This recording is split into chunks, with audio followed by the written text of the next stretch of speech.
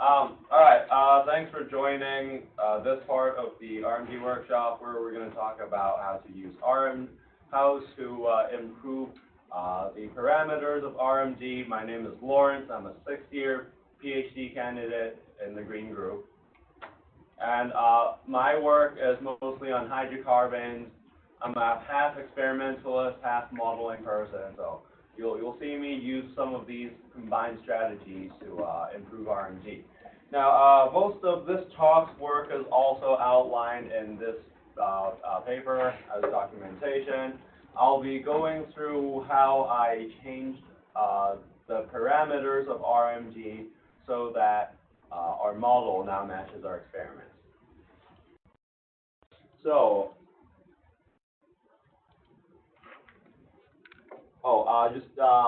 yeah, there will also be memes in the talk, just for the record. All right, so we're in this work we were interested in the system of Hexylbenzene.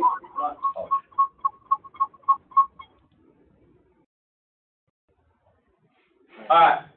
In this talk, we'll be focusing on the system of hexylbenzene. I won't go through too much of the motivation. Just know that it's relevant to crude oil-related study, and we would like to find out the way that it pyrolyzes at 450 degrees Celsius, around 70 bars. So this is hexylbenzene. I could show it on a CCGC chromatogram. For people who are not familiar with this technology, we're basically doing a two-dimensional gas chromatography. So every single peak we see on the contour plot is a species. This is hexylbenzene. This is our reactant. The reactant only has one species.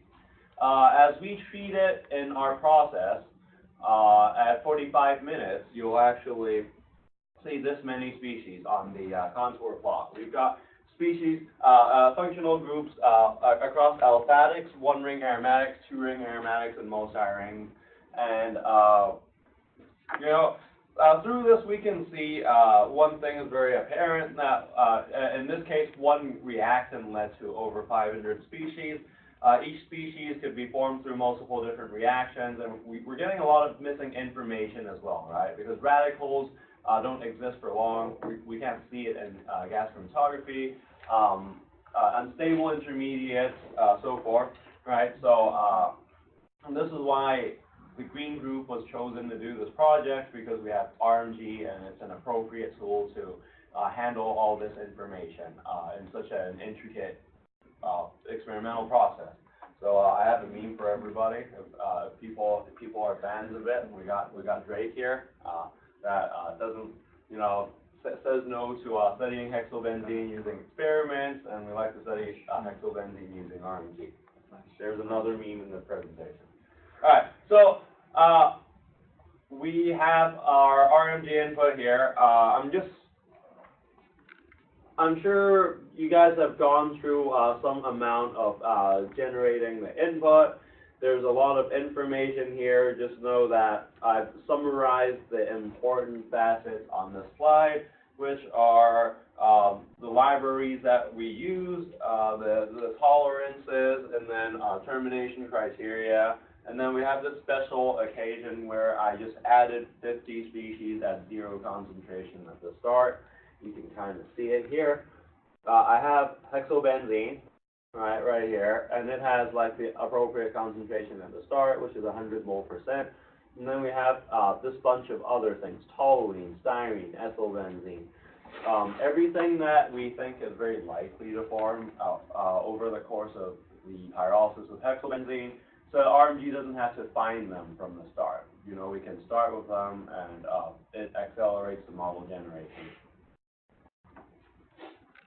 So this is our conversion plot of hexylbenzene model versus experiments. You can see, okay, the model is in the red, the experiments are in the crosses over here. We can see that, at the earlier time points, right here, the model is actually off by a factor of maybe 3 or 4 over there. It's pretty decent, my RMG standards, but we would like to find a way to improve this. So, and this is basically the motivation of this work, right? It's why we want to improve the parameters of RMG to be able to do this job. there's a little model summary of what's going on in that's generated by RMG. I think all you really need to know is that hexylbenzene first goes through an initiation to form two radicals, and then these radicals just react with everything, and then some beta fission paths take place. All right, I'm just going to leave it at that. It's not the objective of this talk to study what's going on with hexylbenzene chemistry. So a very frequent tool that we use to analyze our models is sensitivity analysis, shown here. Sensitivity, SI, is computed by taking the derivative of concentration concentration of species I with respect to the rate constant of reaction J. We're gonna put we put natural logs here because it makes our number smaller. It limits the range of the sensitivity values from like between -5 to +5, as opposed to like 10 to the power or whatever. So that's why natural logs are there. This tool can be called through ChemKin. Have we talked about ChemKin in this workshop? Yeah, okay. Yeah, this tool can be called through ChemKin. There are also more recent tools in RMG that allows us to do this. This is a basic, this is very basic instruction manual on how to call it on ChemKin, which is open ChemKin, set up your project properly.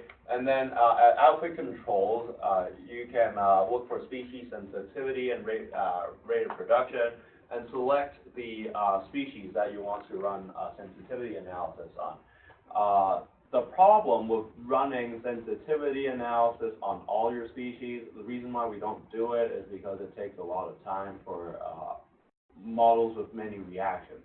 It basically has to take dC over dK at all your time points for all your reactions, and if you have 1,500 K values, that really takes a long time. So if you're running a model my size, which is 400 species, around 2K reactions, expect this to run for like 20 minutes. All right.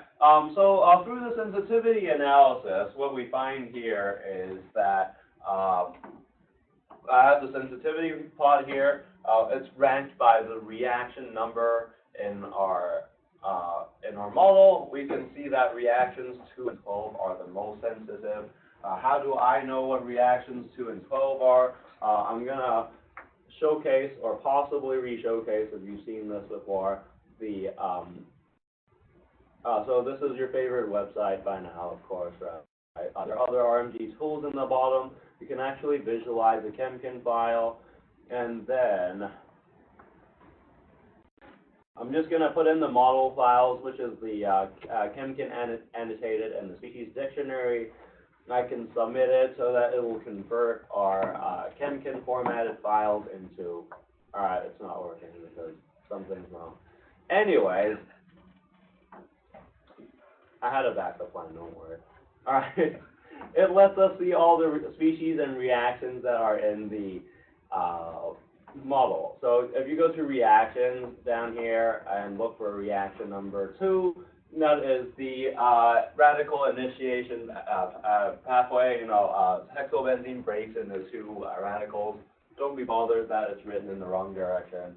It's written based on how the family's written. And then reaction number 12 is a beta fission reaction where hexylbenzene breaks into the 1-butyl and the styrene. So, which I have written here. So we're getting an understanding, what really matters to our model. It's really these 2 reactions. The third one's kind of half the sensitivity of the second. Chosen not. Well, in the actual paper, we actually looked at what it is too. But I'm only going to use these 2 examples for here. So these here are what I call the rainbow plots. They're basically really just contours. So the way to read them, the colors are off because of the spreadsheet. But okay, this brighter red line is the model that I didn't make any changes to, And on this plot, for reaction 2, I basically multiplied the rate of our reaction by anywhere between 0.5 to 100 times. All right? We're getting a 0.5 to 100 times difference in the most sensitive rate of reaction right here, right? And what we see is that these lines don't end up deviating from our, they don't deviate from each other that much. That's the 100 times multiplier. That is the 1 times multiplier. I believe that's, that's a 1-time multiplier. They're not even that far apart, right? And I arbitrarily decided to multiply a rate of reaction by 100. So that doesn't seem to be our solution. Same goes for here. Reaction number 12, you can see that these contour lines are even closer to more closer to each other. It does sound like we really need to inspect our rates to see if there's a reason why they would be more than, around 100 times off. So I kind of made up this little table to inspect what's wrong with our reactions. So we have reactions 2 and 12 over here. We want to inspect all these sources of information. For reaction families, they're from our recombination and our additional multiple bond. We can dig for more information in the code of RMG and find out the method of rate rule estimation. In fact, the Chemkin formatted file actually tells you. If you turn on the Chemkin strings, which takes a while, there you go. This text down here on reaction 2 actually tells you the method of estimation. All right. And then you want to inspect the groups that were used, which were shown here. You can visualize them through other RMG tools. I'm not going to go through it here. But you can see as we inspect these groups, they're kind of hard to read the first time around. We can see that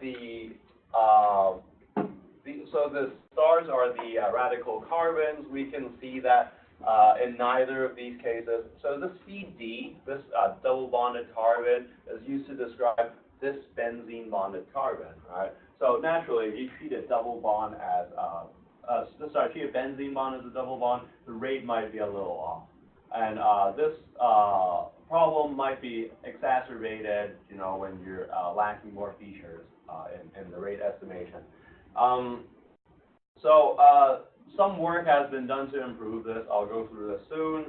Another thing that you might want to inspect is the source of the number. For example, we have this paper uses experimental data for that group, although it's not a very correct model group. It's an experimental data point which holds pretty strong value. Whereas this one is this one's done in a little group additional value method using the CVSQB3 level of theory. We find this to be a little more shaky, right? So we determine, there you go. That's how I found the sources, basically. You can either go on rmg.mit.edu, use the kinetic search to find your reaction, or you can go into the code and figure out the appropriate group and inspect the source. And so I determined the action. The one on the left, the group inadequately describes the reaction. We need to find a better rate. And same goes for right. I was expecting I wrote that because I eventually changed my mind on it. All right, so here's another meme for everybody. Ways to find better rates. We ran into a problem. We need to find better rates. How do we find better rates? Expanding grain meme. Well, if you're top level, do an experiment. Nothing can go wrong, right? Second level, do a quantum calculation using Gaussian, QChem, or your quantum chemistry software package of your choice. All right. Third level, use somebody else's work, and then the absolutely barbaric level is to interpolate from other existing reactions from RMG, which is what RMG is already doing. I guess if you're not satisfied with the way that RMG is doing it, you can try to rework it. Think of it as a last resort of some sort.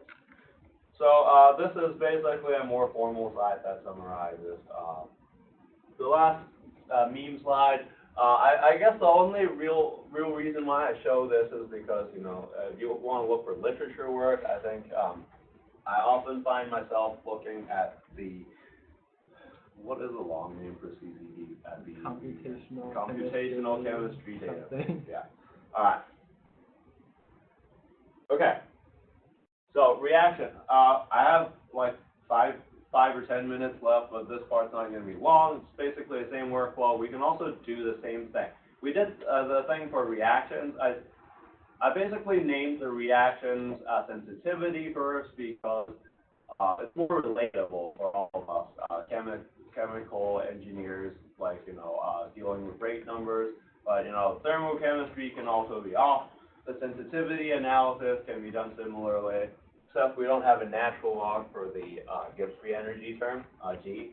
And that's because Gibbs free energy can be found in an exponent in an equilibrium expression, you know, e to the power of G over RT. All right, so natural log and e kind of cancel each other out there. So, there is no thermosensitivity analysis in ChemChin. Fortunately, there is a tool in RMG that you can use. It's in this listed directory. I think the way to set it up is pretty self-explanatory. You know, it tells, like, in the code it asks you where the ChemChin file is, where the dictionary file is, and what sensitivity you want to run. I think the rest you can figure out yourself. It outputs a few charts and some numbers. There you go. And these are the numbers. The thermosensitivity here, we have, you know, in first place, there's a model. The conversion of hexylbenzene is most sensitive to the benzyl radical, followed by a hexylbenzene compound, which is pretty odd, right? If you're thinking about the conversion of hexylbenzene, you know, naturally think that hexylbenzene matters the most.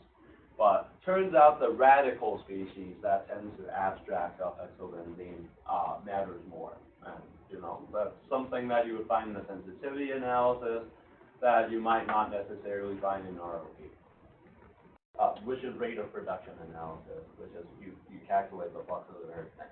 Now, this is a rainbow plot for the thermochemistry. This one is colored correctly for some reason. So we have the base case again in this line. You can see that we only have to go +1 or +2 kcal per mole on hexylbenzene only. I've only changed the thermochemistry of hexylbenzene. And we are, you know, we go from, like, you know, factor of 4 off to, like, very close to matching our experiment, right? And, you know, in the paper that I wrote, this was framed to be a very surprising result, right? Because hexylbenzene's Gibbs free energy is 118 kcal per mole, and we only have to change this for 2 kcal per mole for this to happen. So, yes, you know, for general chemical intuition, at low temperatures, the thermochemistry really matters in your models. So if you want to fix anything, you want to fix the thermochemistry. I do the same analysis here. You know, I look for the groups involved, inspect the sources, and determine the action. So at the end, what happened was that I calculated the rate of reaction 12 in the CBS-QB3 level of theory, because there were some questions about it. The resulting rate is only 2 times different. Like, it didn't do us anything. Rate of reaction 2 was not touched because it was a barrierless reaction. It's the radical recombination. So I basically at the time didn't have the expertise to calculate the rate of reaction for it. It probably wouldn't be that much different in the first place because it's a barrierless reaction. There's no activation energy term for it to be like 100 times different. Alright, and then the thermochemistry of 30 species were calculated in CBS-QB3 level of theory, including the benzyl radical, hexylbenzene, like I just outlined, and a bunch of things that I think that matter. And the end result is that we jump from this red line to this blue line. there were some further improvements down the line too, like this wasn't the terminal product. But basically we went from like a factor of 4 off to 30% off, like, right here. So that's how we improve the parameters of RMG so that we can generate better models. Okay, here is like a little very big troubleshooting slide that I kind of wrote up at the time. When you're faced with something that's questionable, what is the course of action to do? The proper group doesn't exist. The group that was used was too unspecific. We've actually seen this one during our talk. We need to design a more proper group, right? We need to populate the group values that were previously not populated. We have improper definition of groups leading to wrong group estimates, and redefining the existing groups will do. You don't have to make any new calculations. Sources on a correct group was questionable or outdated. For example, we saw that one example where the source was from a 1991 paper. Somebody else most likely did a better experiment ever since then. You might want to find a new source or be the new source, which is what Jim does, does a lot of experiments to get some new rates. Method of estimation was wrong. RMG didn't take an accurate library value. Really just inspect the input. Class of reaction isn't supposed to happen. Basically, I can show you one of these examples. It's such a huge file. When I say class of reaction isn't supposed to happen,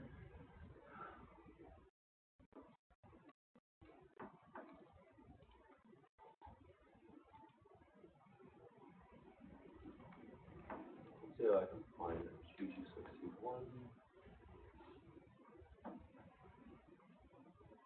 Alright, when I say class of reaction isn't supposed to happen, at some point I was looking at this, there's a disproportionation reaction that took place, which went from 2-hexylbenzene to this compound where the aromatic ring itself is broken, right? At the time I didn't think this was supposed to happen. So, maybe maybe the reaction, that wrong class of reaction is happening too fast. You might want to inspect the thermo or kinetics of that. And then class of reaction that is supposed to happen isn't happening. You have to reverse problem. You might want to check the rates and thermo of that class of reaction. And yeah, I'm sorry for that confusing slide. That's the summary of my workflow. Generate an RMG model for your system of interest, understand the chemical mechanism, and then evaluate it against other experiments, other models. Identify the areas of uncertainty, and then quantify the uncertainty using sensitivity analysis. Inspect the sources, figure out what you want to change, and then apply the appropriate corrections. Alright, and 7 optional. I didn't even remember I added this, but optional, blame the experimentalist or the other model for being wrong so that you don't have to do steps 1 through 6. There you go. Any questions for me before we move on to Jim's talk? Okay. Yeah, so I was surprised about thermochemistry as well. Yeah. CDS-QP3 is a great method. Yeah. You can potentially get a kcal or 2 by looking at the spin correction on the radicals. Is that something that you do as well? So you can potentially get what? Probably another 1 to 2 kcal difference in the thermochemistry when you include spin correction in the CDS-QP3 method. Yeah, we definitely did account for that. Yeah, but yeah, it's like, because you can see from the chart, right? 2 kcals per mole can actually make a huge difference. We need to get every aspect of CDS-QP3 right. Spin corrections, bond additivity corrections, all these things have to be set in place properly to ensure maximum accuracy. It's very important.